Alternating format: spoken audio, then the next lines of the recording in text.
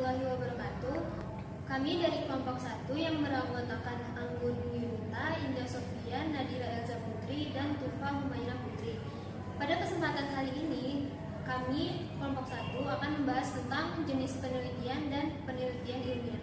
Baiklah, untuk materi pertama akan dijelaskan oleh Anggun Yunita mengenai karakteristik penelitian ilmiah. Baiklah, pada kesempatan kali ini saya akan membahas tentang karakteristik penelitian. Karakteristik penelitian itu ada 5. Yang pertama, karakteristik harus mempunyai tujuan. Setiap kegiatan penelitian tidak lepas dari yang namanya kerangka pembacaan permasalahan. Walaupun demikian, peneliti tidak menjelaskan atau memberikan jawaban secara langsung terhadap apa permasalahan yang ditelitinya, tetapi hasil dari penelitian harus mempunyai kontribusi di dalam pembacaan permasalahan. Dan yang kedua yaitu penelitian itu harus dilakukan secara sistematik.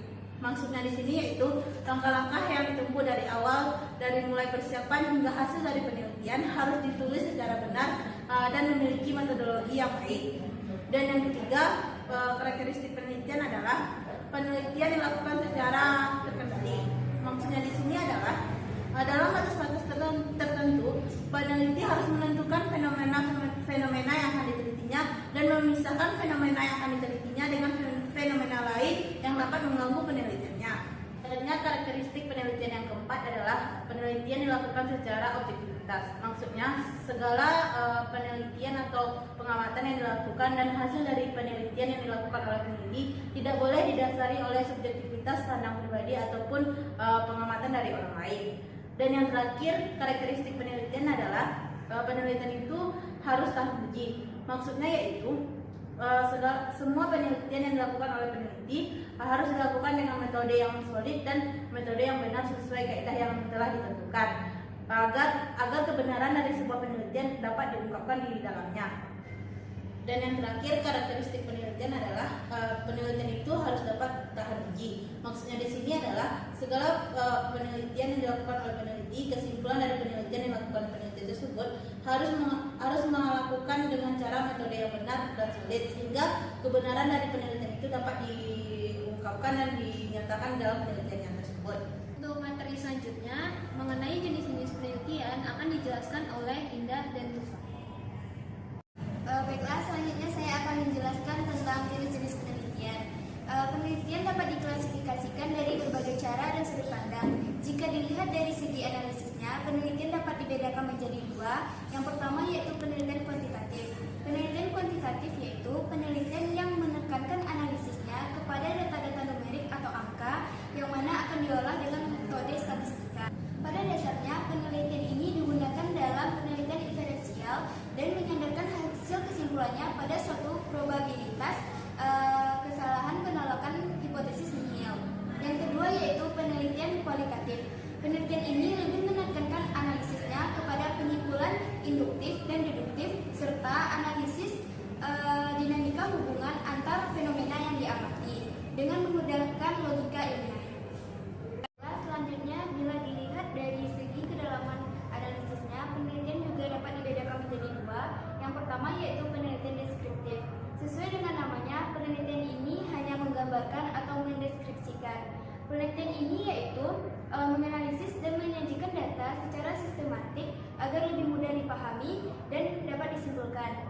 Kebanyakan penelitian ini didasarkan pada analisis presentasi dan analisis kecenderungan.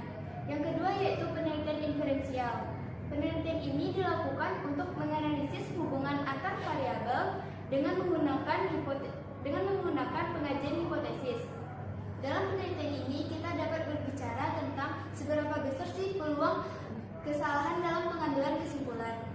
Selanjutnya yaitu jenis penelitian berdasarkan karakteristik masalah berdasarkan kategori fungsionalnya dapat dibedakan menjadi beberapa macam. Yang pertama yaitu penelitian deskriptif. Penelitian ini menggambarkan secara sistematik dan akurat fakta dan karakteristik mengenai populasi atau mengenai bidang tertentu. Contoh penelitian ini yang paling populer yaitu penelitian survei. Yang kedua ada penelitian perkembangan. Tujuannya adalah untuk mempelajari pola dan urutan perkembangan atau perubahan sejalan dengan berlangsungnya perubahan waktu.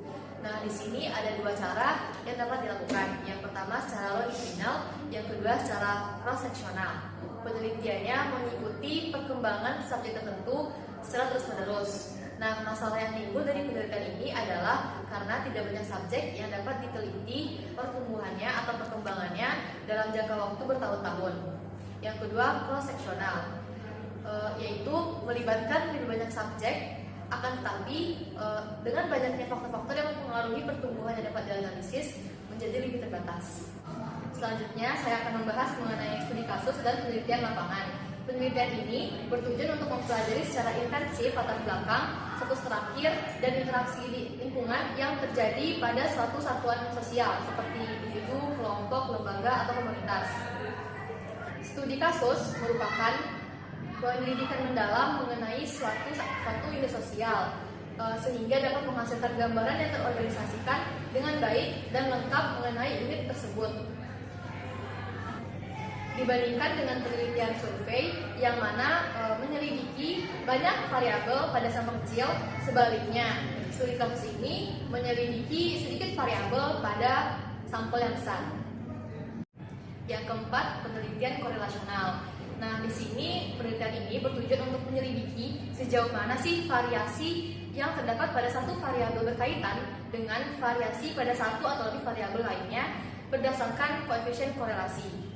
Penelitian ini sangat cocok untuk menyelidiki atau meneliti variabel-variabel yang variasinya tidak dapat dikontrol.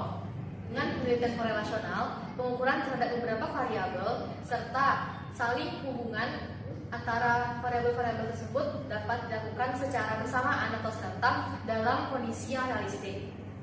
Dengan penelitian ini juga, peneliti dapat memperoleh informasi mengenai seberapa taraf hubungan variabel tersebut, bukan ada atau tidaknya efek satu variabel dengan variabel lainnya. Yang kelima, ada penelitian kausal komparatif. Nah, pada hakikatnya, kausal komparatif itu adalah ex post facto, yang artinya data dikumpulkan setelah semua penelitian, semua peristiwa yang diperhatikan terjadi. Dan kemudian peneliti akan mengambil satu atau lebih efek atau variabel dependen. Dan kemudian mulai menguji data dengan kembali menelusuri waktu, mencari penyebab, melihat hubungan, dan memahami artinya. Yang keenam, ada penelitian eksperimental murni. Nah, di sini ada dua tujuan utama. Yang pertama, validitas internal, yang tujuannya adalah untuk mengetahui apakah ada hubungan sebab akibat di antara beberapa variabel. Dengan cara kelompok eksperimental dihadapkan ke berbagai macam perlakuan dan membandingkan hasilnya dengan satu atau lebih kelompok kontrol yang tidak diberikan perlakuan. Yang kedua, ada validitas eksternal. Nah, di sini tujuannya adalah untuk melihat seberapa besar representatifnya penemuan ini dan apakah penemuan ini dapat digeneralisasikan ke kelompok subjek serupa yang lebih luas. Akan tetapi, tidak banyak variabel yang relevan yang dapat dikendalikan dan dimanipulasi. Oleh karena itu, peneliti harus mampu melihat keterbatasan penelitian ini. Karena keterbatasan penelitian, maka ada ciri unik penelitian ini, yaitu adanya metode kontrol parsial, di mana mengidentifikasi secara bersama faktor-faktor yang dapat atau yang dicurigai mampu mempengaruhi validitas internal dan eksternalnya. Untuk materi perbedaan kualitatif dan kuantitatif akan dibahas oleh saya sendiri. Penelitian kualitatif dan kuantitatif memiliki beberapa perbedaan.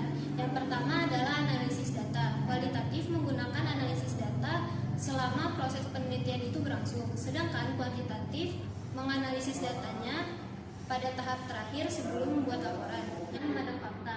Kualitatif itu memandang fakta atau kebenaran tergantung pada peneliti menginterpretasikan data. Sedangkan penelitian kuantitatif memandang fakta atau kebenaran tergantung pada objek yang ada di luar sana. Dan metode penelitian kualitatif ini menggunakan metode fenomenologi, etnografi, dan studi kasus. Sedangkan penelitian kuantitatif menggunakan metode kuesioner, survei, dan korelasi.